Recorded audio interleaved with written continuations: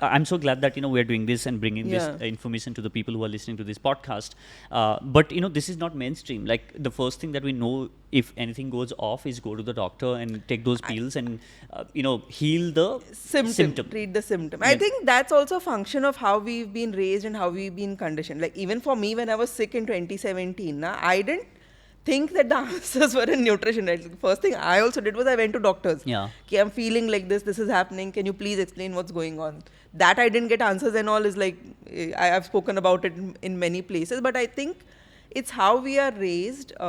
Even as little children, when we get sick, our parents first take us to a doctor, right? So we don't even know, like animals and little children innately know the answer isn't like just listening to their body. But it's the adults that forget this.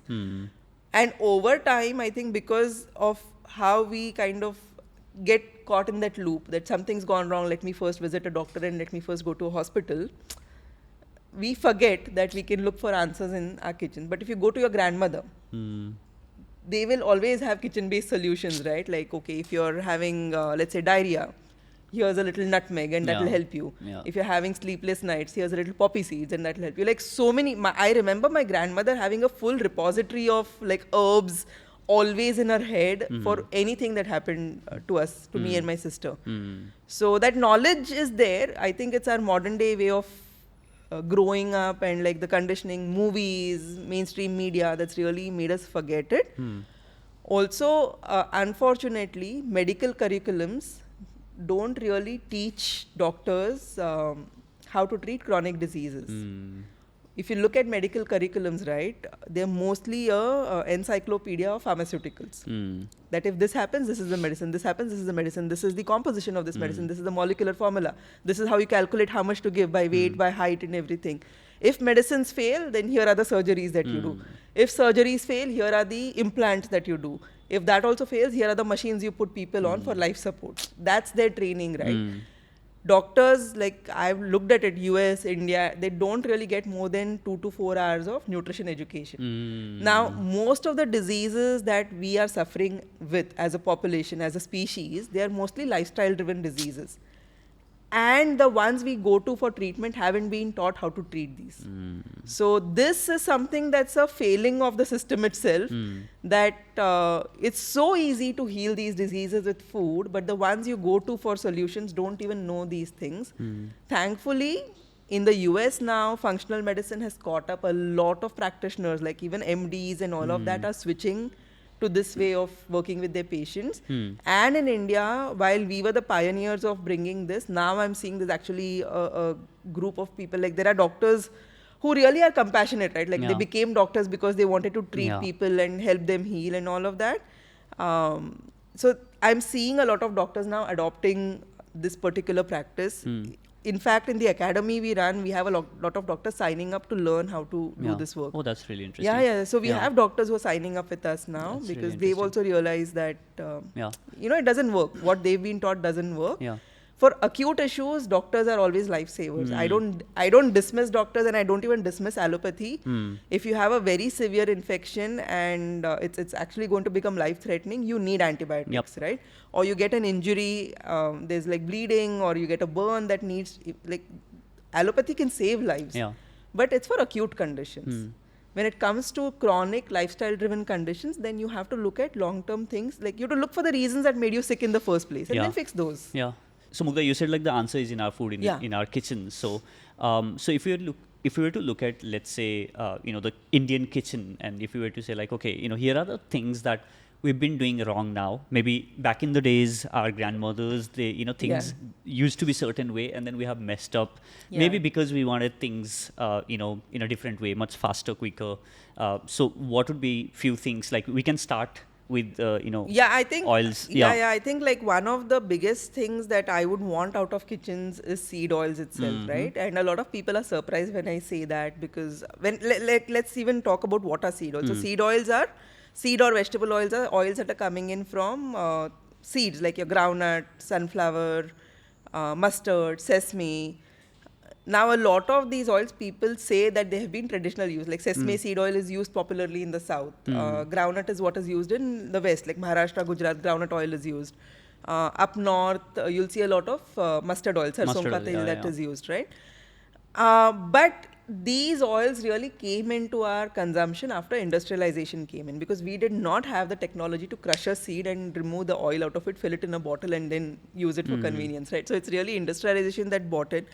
And if you look at the first use of seed oils, like canola oil and all, they were used in the lubricant industry. Oh. They were not even used in the food industry. Wow. Even to date, the grease and lubricant industry, like iThrive's CEO comes from the lubricant industry background, right? But grease, lubricant industry, they still use seed oils.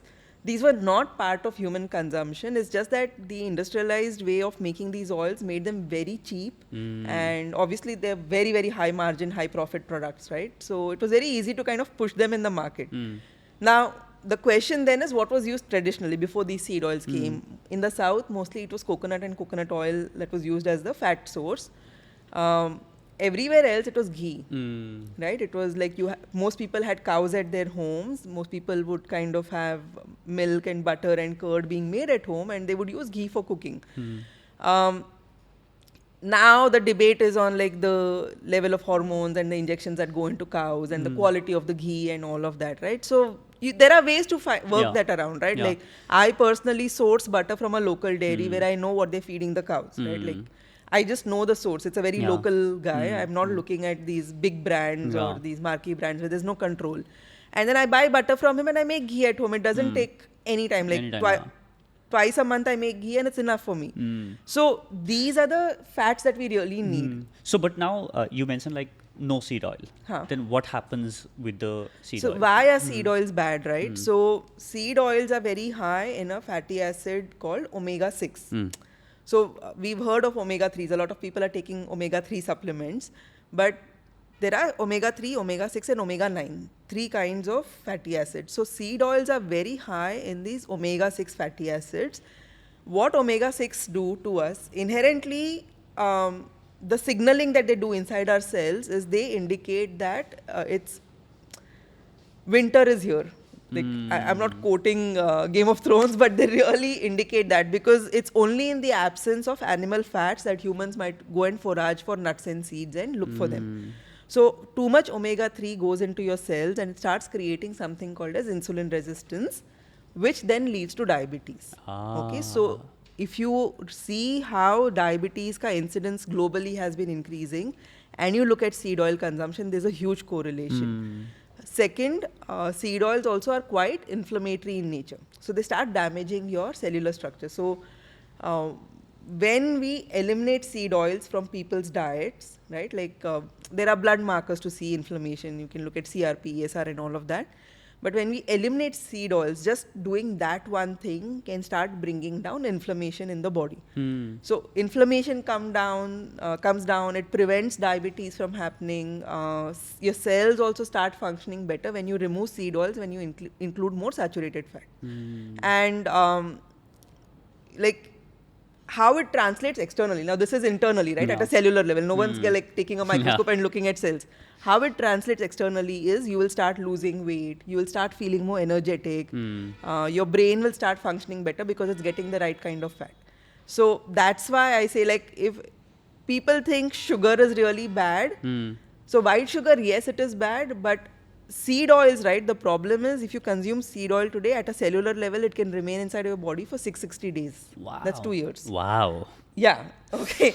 So sugar will still get processed within a day and it will get metabolized and eliminated from your body. You'll feel a little groggy. Some people get hyper with sugar. Some people have that dopamine, like, you know, they crash after a sugary meal. But it's still a 24-hour journey unless you're consuming sugar every day.